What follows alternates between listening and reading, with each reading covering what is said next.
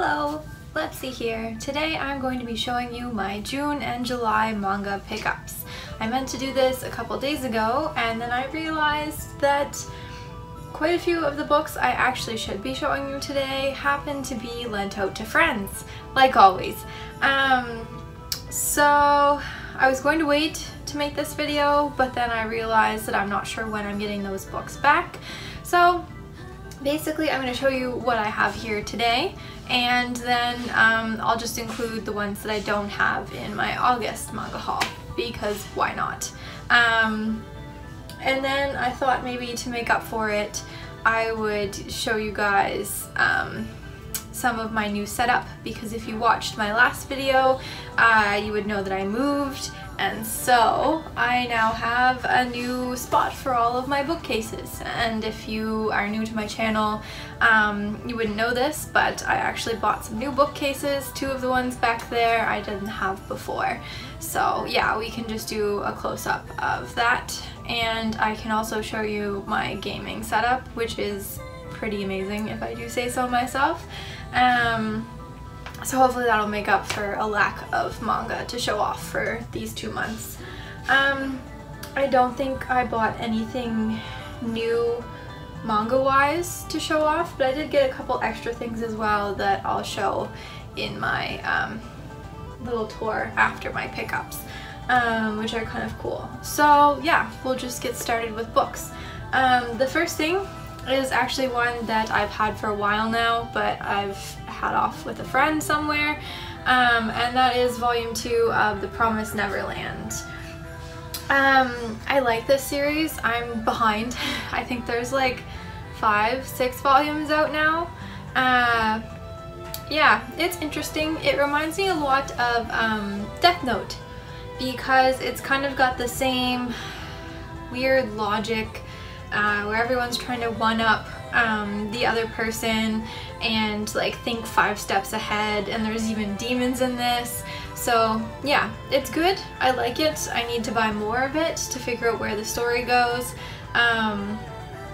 But yeah, so far it's reminding me a lot of Death Note. A little more childish, obviously, because the characters involved are much younger, but yeah, still a good series.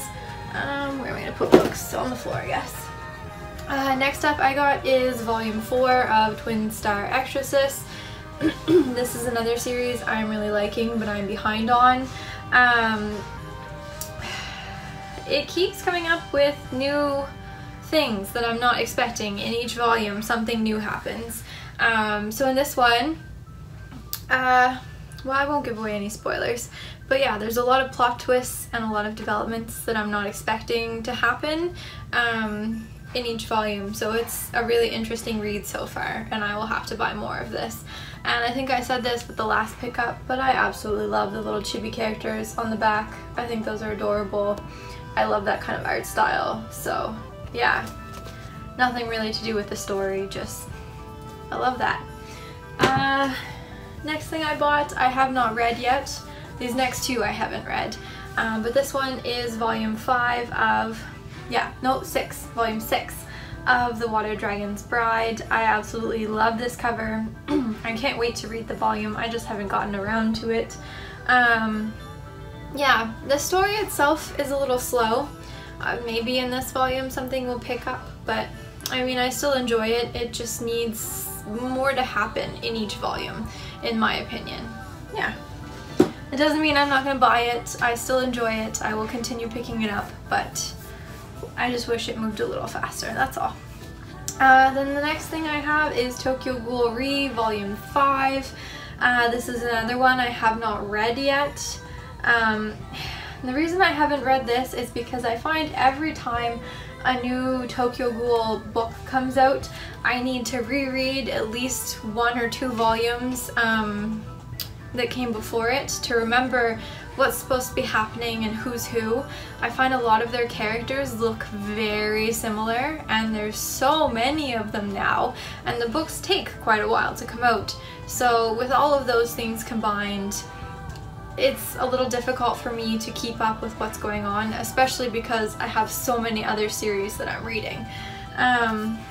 And that's not a problem I have with most series, but for some reason this one gives me that issue. Anyway, it's an awesome series. I'm excited to see what happens in Volume 5. If I remember correctly, Volume 3 got me really hyped.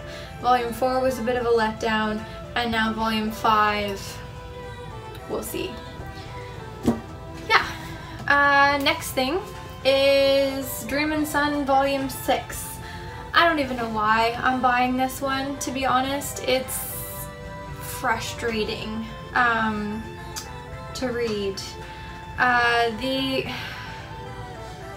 main character is just annoying.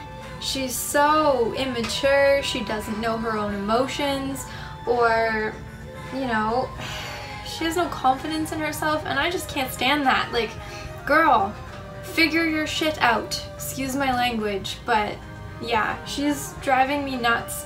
I probably should have bought something else because I would have enjoyed it more. I just hate not finishing series, but this one is starting to really frustrate me. The art is amazing. There are certain characters that I like. I don't understand the motivation of other characters, like the landlord, why he's doing what he's doing. I don't know. But yeah, the main character is starting to drive me a little nuts. So that's that one. Ooh, this one. This one I like. Children of the Whales, Volume 5. It's really interesting. I've said that about every volume now. I just think this whole series is really interesting. The concept is really different. The art is gorgeous, and I just love this series. So yeah, I'm going to be continuing to pick it up. I can't wait for Volume 6 to find out what happens next. And that's pretty much that. I'm going to move that for now. Alright, I have 2 volumes of a series because I got a little behind. Volume 4 and Volume 5 of To Your Eternity. The covers on these are gorgeous, and on the back, just really pretty. At first I didn't like this series because it was quite sad. I believe the last time I picked one up I told you guys that if you were going to read it, make sure to have a box of Kleenex beside you. So it's still sad. There is a lot of death involved in this series, but it's kind of to the point now where you're expecting it, so it's not as much of a shock, I guess. Yeah, it's a good series. The main character is starting to develop more of a conscience, which I think is making the series more interesting to me. I think with those deaths in the first few volumes, it was kind of pointless in a way because it's hard to explain. You know, there was no reaction to it. Whereas in these ones, you know, he's starting to recognize that death is final. It's not such a good thing, and you know, trying to prevent that. Anyway, yeah, it's interesting. I definitely want to read Volume 6 and see where it goes. The fact that the main character is starting to actually develop their personality is, I think, what's really making me enjoy this series more. And I'm excited to see what happens. Next up, Attack on Titan Volume 25. Oh boy, stuff happened in this one. I liked this volume. Ever since the time skip, it was kind of slow, and I was kind of wondering where things were going. And then when I read Volume 24, and it ended where it did, I went and added Volume 25 to my wish list, and I saw this cover, and I kind of had an idea of what was going to happen, and I was right. So yeah, it did not give us any kind of conclusions in this volume. Stuff just started happening, but I can't wait for Volume 26. I'm wondering if maybe this might be leading us to a final conclusion for this series. It is pretty far along. 25 volumes is quite a bit for a series, but I mean, There's other ones that are at like 40, 70, so who knows how far they'll keep this going. If anyone knows the answer, let me know in the comments. I'm curious. But yeah, I liked what happened in this volume. I'm really interested to see what happens next. Yeah, good stuff. Next up is The Heroic Legend of Arslan Volume 8. This is a good series. I'm not crazy about it to the point of like Attack on Titan or some of the other ones that I really, really like. But it's good. I enjoy picking it up. Yeah, I'm gonna continue reading it. I don't know, there's not much to say about it besides it's good, I like it. It's about a war, kind of medieval, and there's some mystery in there about certain characters that I want to find out who they are. So yeah. Next, One Punch Man Volume 14. I love this series. The only downside is I was finding that it took forever for the volumes to come out. I think it was like months between each volume, and I didn't want to wait that long. Oh, Zoe, you snore so loud. Yeah, I didn't want to wait that long for each volume, so I decided that I was gonna start reading ahead online. So yeah, when I got this volume, it kind of sucks because I already knew everything that was going to happen. So I just kind of like skimmed through it. I didn't actually read it front to back like I normally would. But my friends are still, like some of them are reading ahead with me and some of them are still waiting for the volumes. And I certainly intend to continue buying them and supporting the series, but I just wish that they would publish these faster. I don't know why they don't. There's certainly, in my opinion, the demand for it. It's a super popular series, so why not? Make them come out faster. Give me more. Anyway, yeah, One Punch Man. I always love that series. So that's it for the manga. I got another comic book those 2 months, and that is another Avatar: The Last Airbender library edition. This one is Smoke and Shadow. Of all of them, this might have been my least favorite. I love Zuko, but Mei I could really do without. To me, she's just kind of a downer. She's lame. She sucks. It's cool. Zuko, or she didn't deserve Zuko. He deserves so much better. So yeah, still amazing. I love everything to do with Avatar.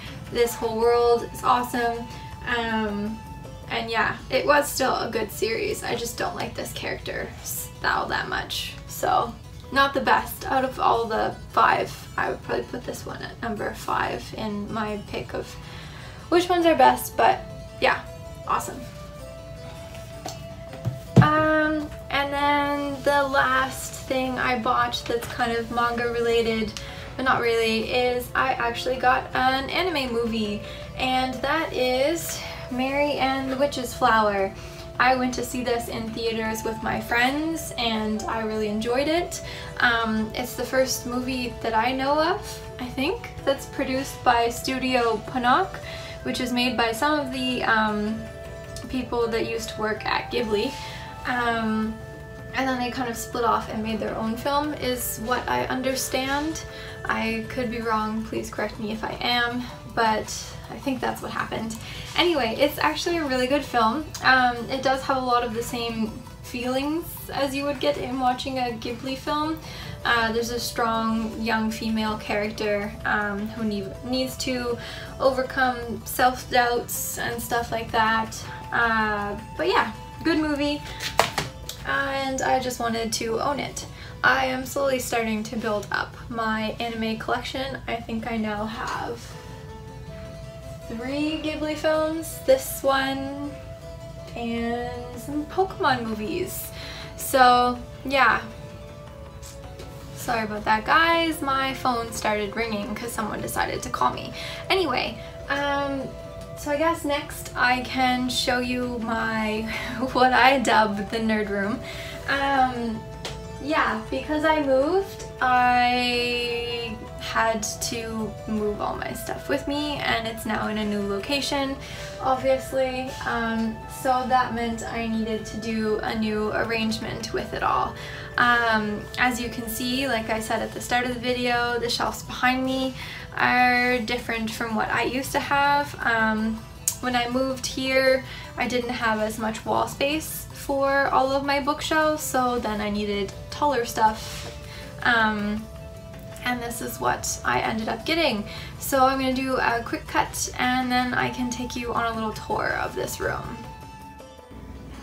Okay, so this is the doorway to the den, or as I call it, the nerd room of my apartment. So when you walk in, you get to see all of my bookshelves, and then up top I wanted to save on some shelf space, so I actually kept my box set series in their boxes this time. I thought maybe I would regret not having them on my shelf and not being able to see them, but so far I don't really seem to notice, so not so much of a big deal. So yeah, my manga collection is in these two big ones. There's the dog, like always. And then I have this center one that is partly filled. Not a whole lot of extra space for manga, so we'll see. Maybe I might have to do some more shuffling eventually. And then this is something you guys actually haven't seen before. I do read actual books. So this is my collection of novels and stuff. And I do have a little bit more extra space there, so who knows, stuff may get shifted from like here to here to make room for more manga, because I definitely have a lot more manga than I have for actual books. But yeah, if you're curious, I mostly like to read fantasy and romance and stuff like that. So yeah, some recommendations. And Bishop, if you like more of the fantasy and paranormal stuff and less of the romance. If you're big on romance and girly romance, Kresley Cole or Gina Showalter are both good.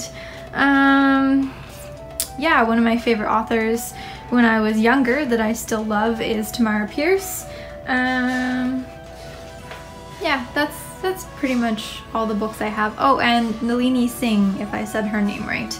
I don't have many books from her in paper format. I have them all on ebook. That's where most of my novels are. And her series is really good, the Side Changeling one. Anyway, moving on. I have my picture walls that I've kind of moved. So this one here is my Ghibli wall.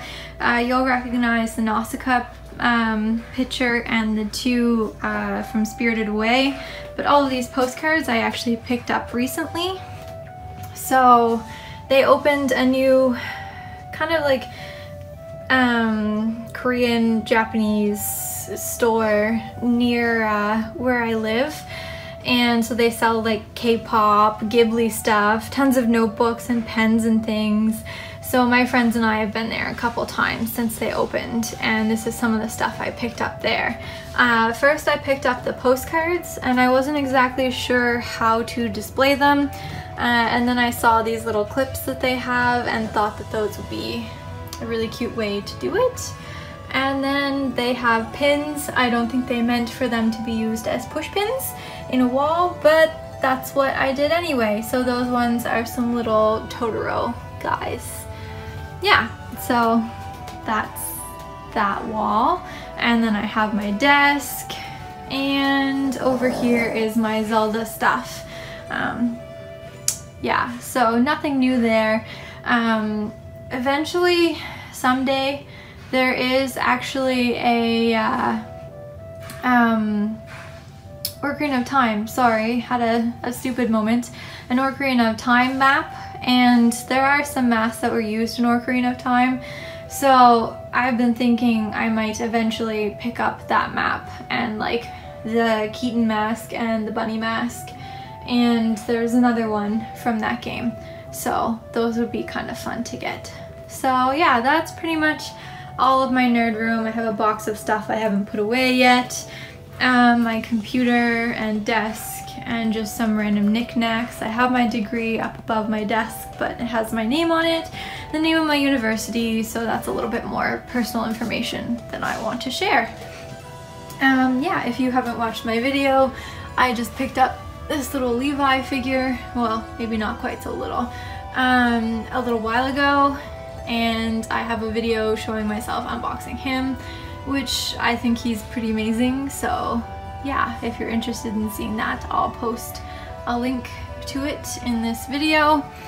Yeah, manga, box sets, I think I went over all this. Oh yeah, the other thing is plushies are up here. So I had some on top of my bookcases before, but this Lapras is new. I think that's the only one.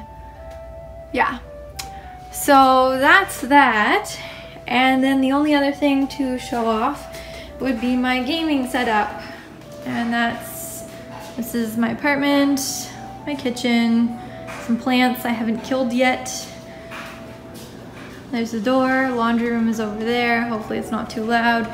Bedroom, more stuff to put away. My table with some patio chairs right now because the chairs I wanted for it are on back order. I have a couch with some dog toys and some pillows that my dog has messed up, and pictures because I'm kind of girly, a really comfy rug. And then this is our gaming setup. Yeah, big, huge, I think it's like 70 inches curved TV, and then a couple of speakers and all of our consoles. And I don't think I showed you before, but we actually have speakers there and there to give us surround sound, which is pretty fun. So yeah, we have an Xbox One, I have a Wii U, Sega Genesis, then this is like a fancy receiver that we plugged most of the consoles into.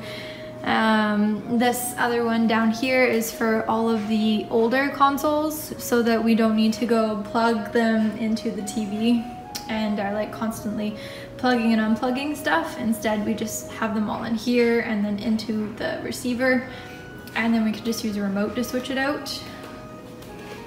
And then we have an N64 and an SNES and a PS2 and a Wii.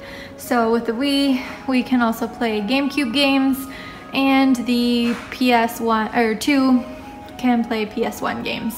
So I think we have most of the systems covered, and yeah, it's pretty awesome. We have controller extensions for most of the systems too, so you can actually sit on the couch and play all of your old games, and it's pretty amazing. I'm quite in love with all of this. So yeah, that's it. That's everything I have to show you today. I think this video is getting pretty long, so I'm just gonna finish up. Hopefully you enjoyed watching this video. Leave a like and subscribe if you did. Feel free to leave a comment down below if you have any thoughts or questions about everything I talked about, and I hope to see you in my next video. Bye!